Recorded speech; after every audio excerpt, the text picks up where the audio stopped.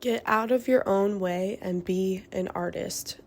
We always think that if other people would just get out of our way, then we would have all that we wanted in life.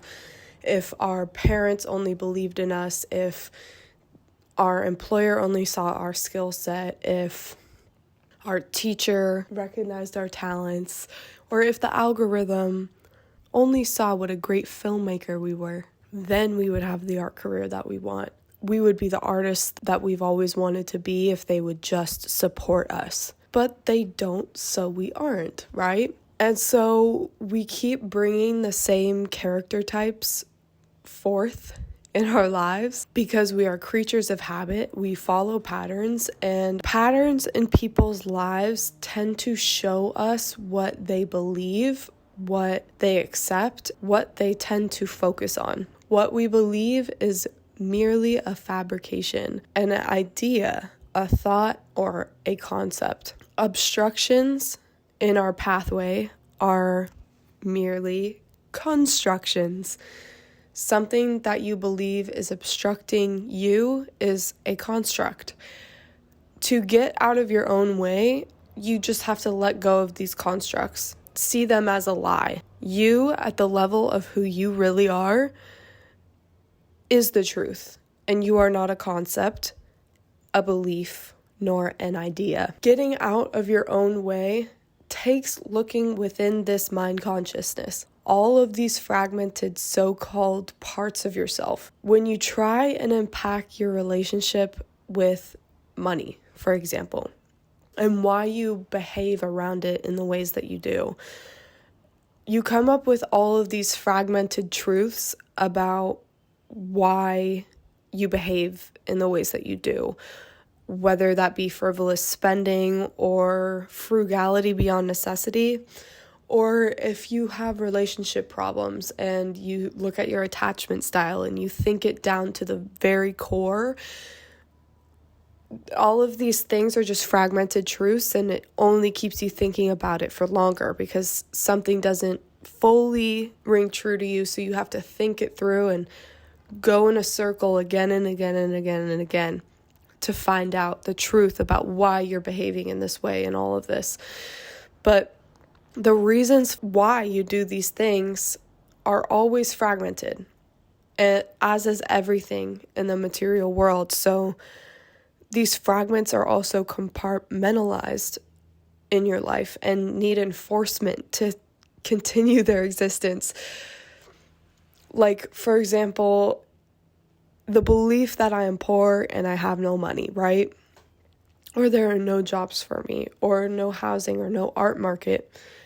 Thinking these things and behaving as such is an enforcement of this belief, to think about it and to act accordingly. However, you, at the true essence of who you are, is wholeness. So these fragmented truths only keep you in a loop, whereas when you're who you are, it's wholeness and it's not fragmented at all because it's the truth. When you are being your true self, you're not obstructed in the slightest.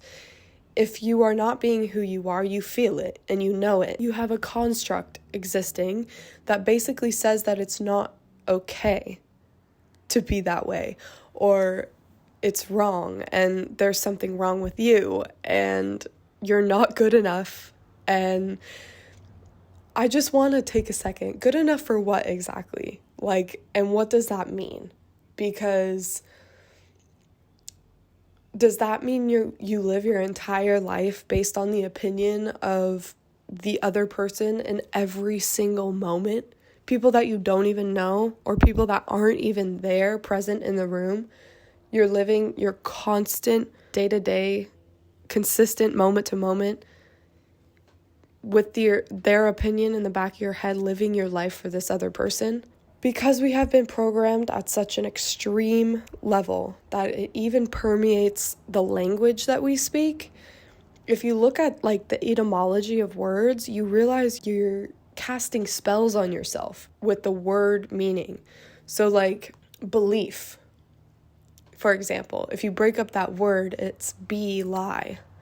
And that's just one example. There's so many words that you don't even realize you're saying something in completely different than what you're intending on, and it's keeping your frequency down. But anyways, back to what I was saying. It's a consistent and constant action that we need to take in order to return to our own realization and knowingness of who we are in every single moment. To truly get rid of these obstructions that we actively agree to in our day-to-day lives through our actions, habits, and language without even realizing it. We have to do it and be vigilant in every single moment to get back to us, who we are and what we know to be true, which is that we can do anything we want to. We can be whoever we want to. All we have to do is be, and we are. We are not our past. We are not the stories or the characters or the roles that we play in our daily lives. We are pure love. For a long time, I believed that fear is the opposite of love. Specifically from an Erykah Badu song. I don't know why, but it just stuck to my brain. That fear is the opposite of love. I heard that phrase and I looked it up and I read about it and saw a lot of people saying that same thing, and I accepted it as the truth. So what I didn't realize I was doing by believing this to be true was putting fear as an equal emotion to love. It cannot be an opposite unless it is equal in strength to the other side of the spectrum. Fear, however, is a material emotion that exists in the material world. So it can't be opposite to love, because love is the essence of our being, is spiritual and holy, and fear is material, equal to, I would say, lust and envy. People live their lives believing these emotions are true, and they prove it by their experiences. It must be true, they think, because I experience it day to day. Every day I see these things play out and they are true. But what they don't realize is they are projecting their beliefs. Everything is just a projection of what you think. But the key is, if you have any material desires, thinking of someone or something as the source of your pleasure, right? If you think the art career of your dreams will be the source of all your pleasure, all you need to be happy, you lock yourself into a sentence and you curse yourself. Why would you limit yourself like that? That's all there is. Why would your biggest goal in life be to have an art career? It's just so limiting. When you are a divine spiritual body, you really have no focus on a physical self, because you're being your true self and free to be already the artist you've always wanted to be. And I mean at your core, the artist that you already are.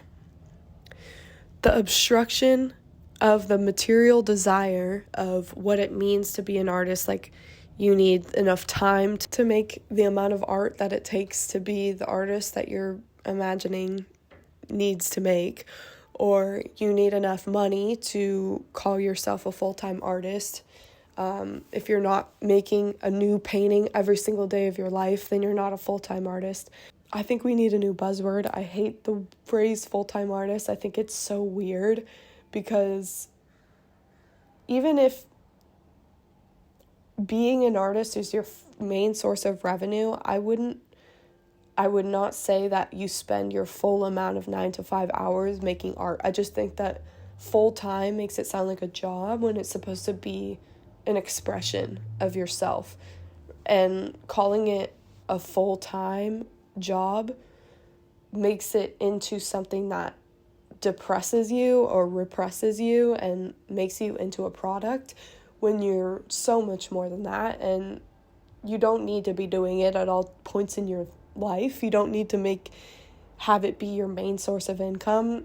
There's no, where did all that pressure come from? But anyways, the obstruction of the material desire is self-cursing, self-condemnation, and the condemnation of your own divinity.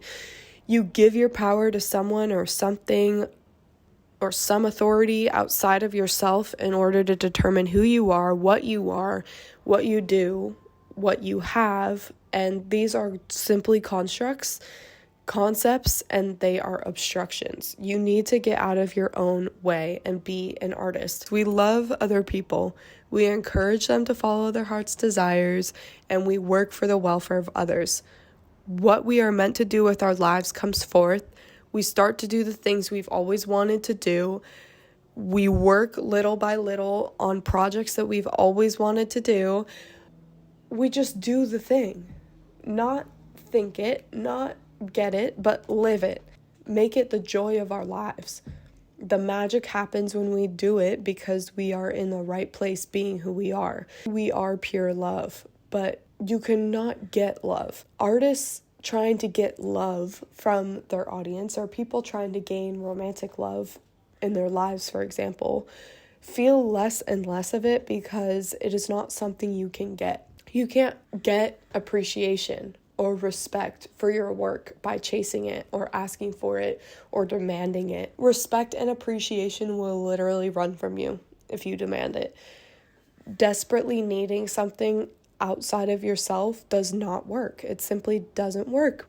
It never works. You are uniquely you, and that is wonderful. You can't get what you already are. You can't find it because you already have it. You must get yourself out of your own way by realizing I've been doing this to myself because I've been agreeing with it. I can't be the artist that I've always wanted to because I don't think it's possible for me. It has maybe happened for other people, but it won't happen for me. That's a construct, a belief that you've considered the truth, and you think it through and you live your whole life accordingly. So it becomes true because you make it true. No matter what, you must be where you are right now. You have more than a library. You have more than the internet. You have more than a computer, a search engine, information technology, artificial intelligence. Those are just distractions. The real power is here within you. To access it, you just need to do your work. Go into nature. Create your art. You just need to make art for yourself. Invest in who you really are. Not invest in yourself in the ways that we've been told to, like by posting a video once a week or like make a shop online. Like not that kind of investment.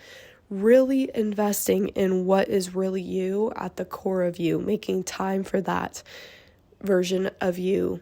Not even version of you, that transcendence of you. That is how you get out of your own way and just be an artist. That's how you do it. It's pretty simple. Just get rid of all of those beliefs that are tying you down and be and do and act as if, because it is true and you're already there and there's no need to worry. Anyways, okay, love you as per usual. I appreciate you as always, and take care. I will see you on the next one. Bye.